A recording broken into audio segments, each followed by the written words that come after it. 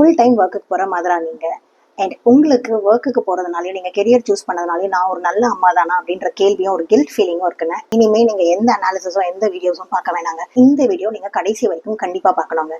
இதில் just science based techniques மட்டும் இல்லை, but real and practical solutions நான் ஷேர் பண்ணியிருக்கேன். அது உங்களோட பேரண்டிங் ஜேர்னியை கண்டிப்பாக ஷிஃப்ட் பண்ணும் அஸ் அ ஒர்க்கிங் மாமா. இதை எப்படி இவ்வளோ கான்ஃபிடென்ட்டாக சொல்கிறேன்னு பார்த்தீங்கன்னா, நானும் இந்த ஜேர்னியை கோத்ரூ பண்ணியிருக்கேங்க.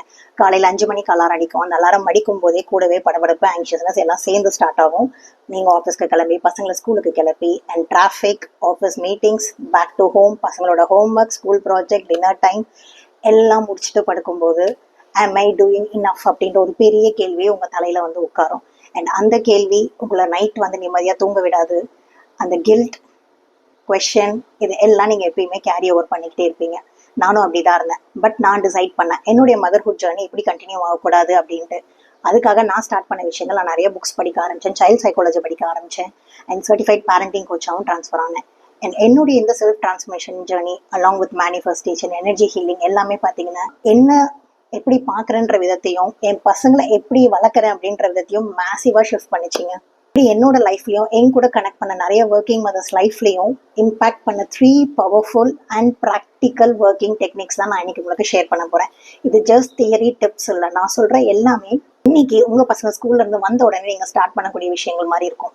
இந்த வீடியோவை கடைசி வரைக்கும் பார்த்துட்டு இந்த 3 டெக்னிக்ஸ் நீங்கள் உங்கள் லைஃப்பில் யூஸ் பண்ணும்போது உங்களுக்குள்ளே இருக்கிற கில்ட் போகும், உங்களுக்கும் உங்கள் பசங்களுக்கும் நடுவில் இருக்கிற பாண்டிங் இம்ப்ரூவ் ஆகும், ப்ளஸ் நீங்கள் ஒரு கான்ஃபிடென்ட் மதராகவும் இருப்பீங்க. First technique, redefining your definition of good மாம்.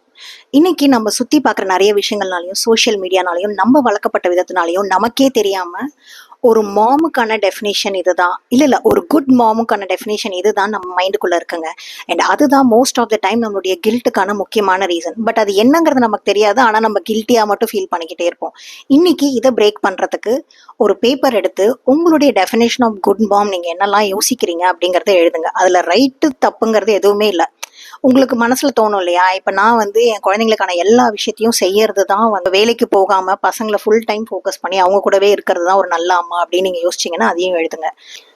இப்போ ஒரு சைடு அந்த டெஃபினேஷன்ஸ்லாம் எழுதியிருப்பீங்க, ரைட் சைடில் அந்த டெஃபினேஷனுக்கு அகெயின்ஸ்டாக இது நீங்கள் பண்ணாததுனால இன்னைக்கு உங்கள் ஃபேமிலிலையும் உங்கள் குழந்தைக்கும் நடக்கிற நல்ல விஷயங்கள் பற்றி நம்ம எழுத ஆரம்பிக்கணும்.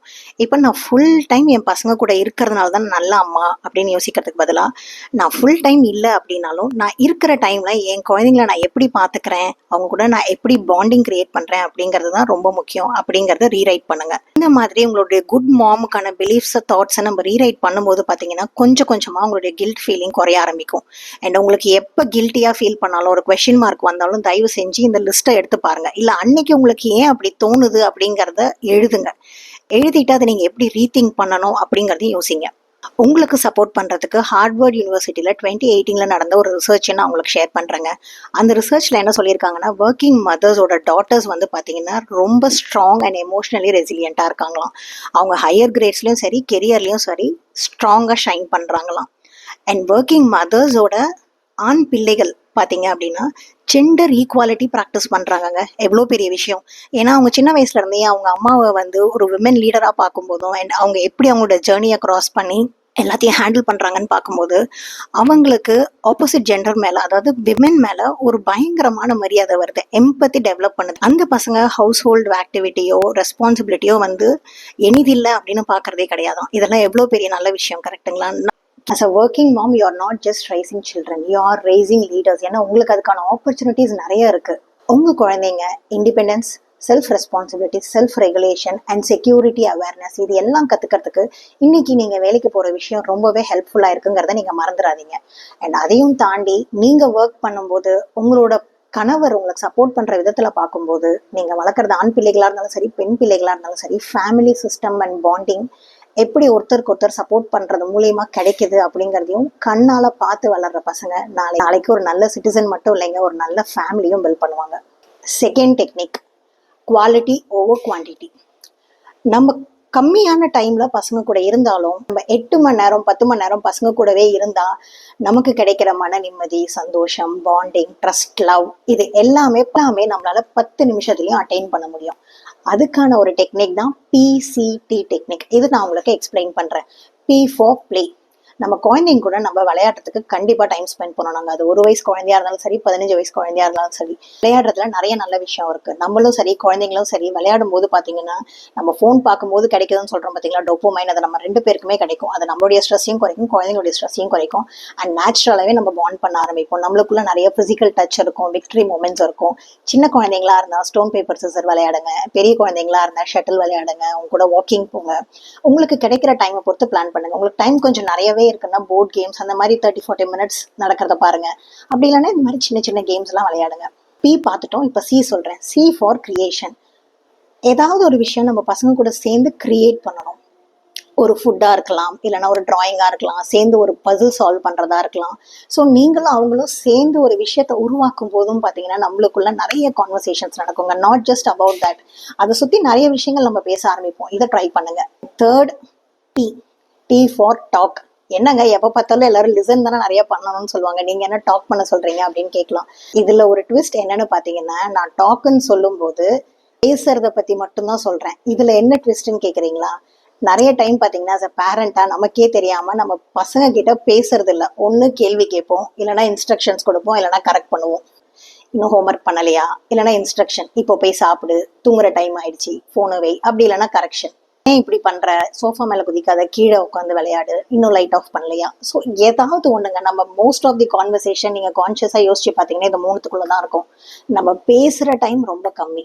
அதனால தயவு செஞ்சு உங்க குழந்தைங்க கிட்ட நிறைய பேசுங்க, நிறைய ஷேர் பண்ணுங்க. அன்னைக்கு உங்களோட டே எப்படி இருந்தது, இன்னைக்கு நீங்க எப்படி ஃபீல் பண்ணிட்டு இருக்கீங்க, என்ன நடந்தது, வீட்டுக்கு யார் வந்தாங்க, இல்ல நீங்க ஆஃபீஸ்ல யாரை புதுசா மீட் பண்ணீங்க, அந்த மாதிரி கான்வர்சேஷன்ஸ் எடுத்துட்டு போங்க.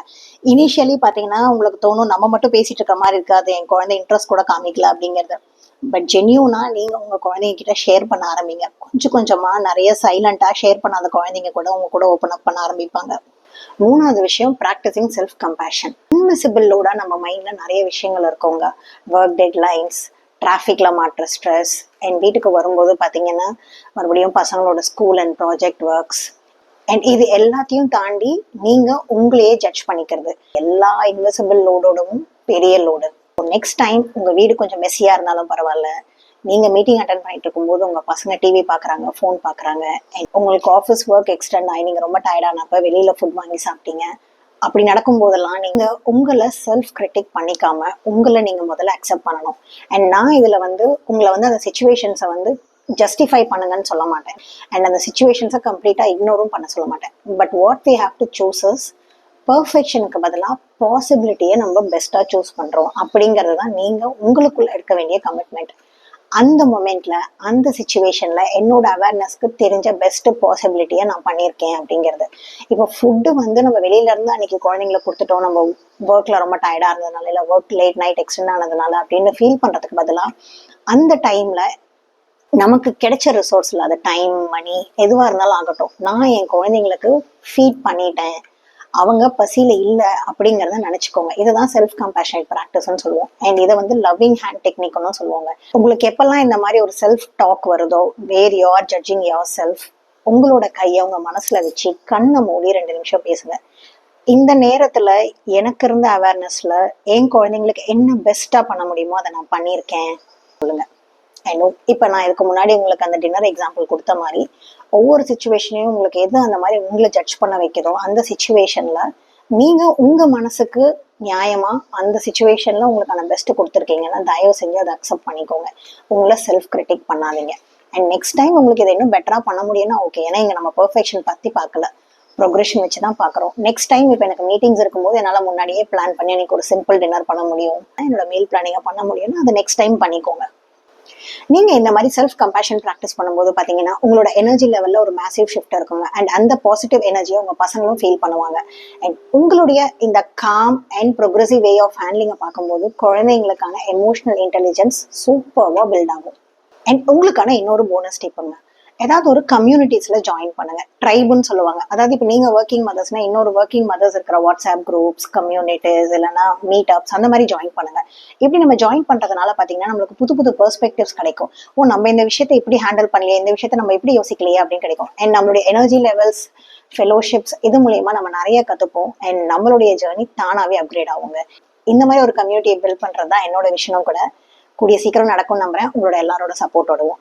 இந்த வீடியோ உங்களுக்கு நிஜமாலுமே யூஸ்ஃபுல்லா இருக்கணும்னா வெறும் லைக், சப்ஸ்கிரைப், கமெண்ட் மட்டும் பண்றதோட நிறுத்தாம இந்த 3 விஷயங்கள்ல ஏதாவது ஒரு விஷயத்த அன்னைக்கு நீங்க சூஸ் பண்ணிக்கோங்க. இன்னைக்கு நான் இதை ப்ராக்டிஸ் பண்ண போறேன் அப்படிங்கிறது. அது செல்ஃப் கம்பேஷனா இருக்கலாம், இல்ல உங்க குழந்தைங்களுக்குள்ள நீங்க கரெக்டான டைம் ஸ்பெண்ட் பண்றதுக்கான பிசிடி டெக்னிக் யூஸ் பண்றதா இருக்கலாம். அப்படி இல்லை அப்படின்னா உங்களோட லிமிட்டிங் பிலீஃப்ஸ் எப்பெல்லாம் உங்களுக்கு கில்ட் ஃபீலிங் வருதோ அப்போ உங்களோட பிலீஃப்ஸை ரீவயர் பண்றதாகவும் இருக்கலாம். பட் கான்ஷியஸ்லி நீங்க வந்து இன்னைக்கு டிசைட் பண்ணிட்டீங்க அப்படின்னா உங்களுக்கு அந்த டே ஃபுல்லாவே அதுக்கான ஆப்பர்ச்சுனிட்டிஸ் வரும்போது உங்களோட மைண்டே உங்களுக்கு சப்போர்ட் பண்ணுங்க. என்னன்னா நம்மளுடைய அவேர்னஸும் நம்மளுடைய செல்ஃப் டெசிஷனும் லேக் ஆகிறதுனால தான் அந்த ஆப்பர்ச்சுனிட்டிஸ் வந்து நம்ம மைண்ட்னால நம்மளுக்கு எடுத்து காமிக்க முடியல.